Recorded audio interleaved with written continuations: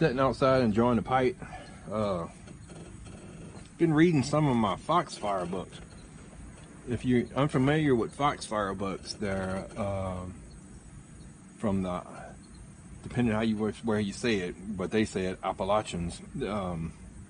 Stories like fiddle making, spring horses, horse training, sassafras tea, berry buckets, gardening, and further affairs of plain living. It's not really a how-to do book, but it explains how they did stuff, which I found very interesting. But there's a section on gardening, and in the gardening there's a tobacco section I thought really interesting. I'll share with you. All right. So in the tobacco section, there's Harriet Eccles. Harriet Eccles says, you get the seed and prepare your bed. First you put your fertilizer or barnyard litter in it. Frame it with planks and put a screen over it. Dig the dirt up and make it soft. Then in the early spring, sow your seeds. Just pat them in. They're little seeds and you don't want them very deep.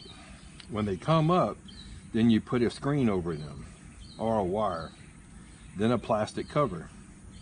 You put them on the east side so the morning sun will hit them. You let your plants get up to 6 to 8 inches high, at least 6, maybe 8. The bigger the better. Then you set them out in tobacco patch.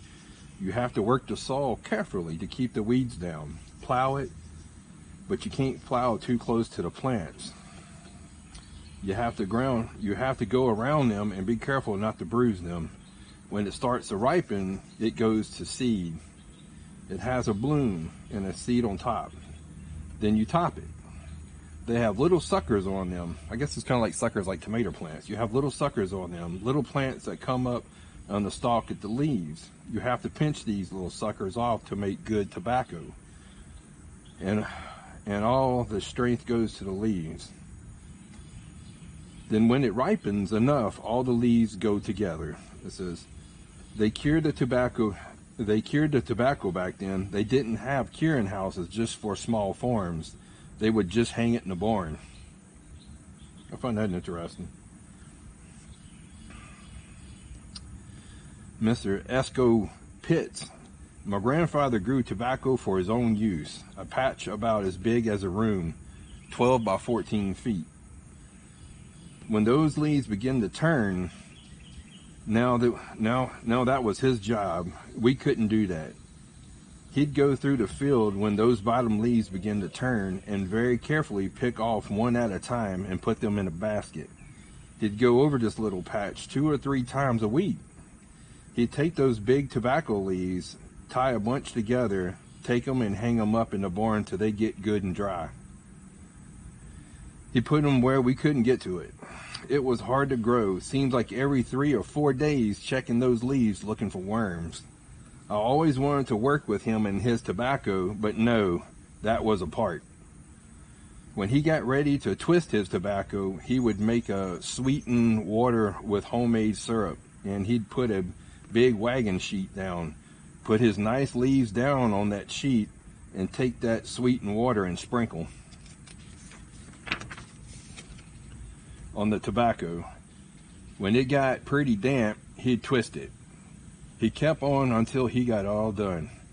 It's kind of hard reading it sometimes, this book sometimes, because it's kind of like the old English. It's like the old Appalachian English they use. So sometimes it don't roll off the tongue easy. Right, it says, he'd keep on till he got it all done. Some parts he'd have for chewing and some for smoking. I'm pretty sure he saved the seeds. Some people had a big old tobacco patches. They didn't sell it. They made their tobacco and then divided it with people who didn't have any. I find that amazing, man, because these people in the Appalachian, they share with each other. And like, just for fact right there that, you know, that they didn't go to the store buy their own tobacco. They grew their own tobacco. And 12 by 14 is not that big of a crop, but I guess it's more easy to handle. And that to grow your tobacco and spend all that time in it and then share it with your neighbor is is something we lost now. It's gone. I mean, people now is all just so much about themselves.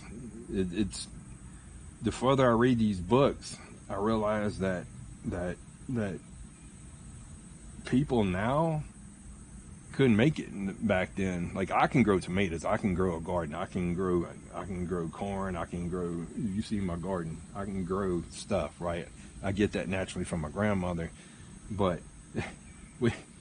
we do live in a society that once the trucks don't get to Walmart, it's sad, but people are going to start eating each other because they don't know how to grow a tomato, they don't know how to grow corn, they have no clue how to grow anything.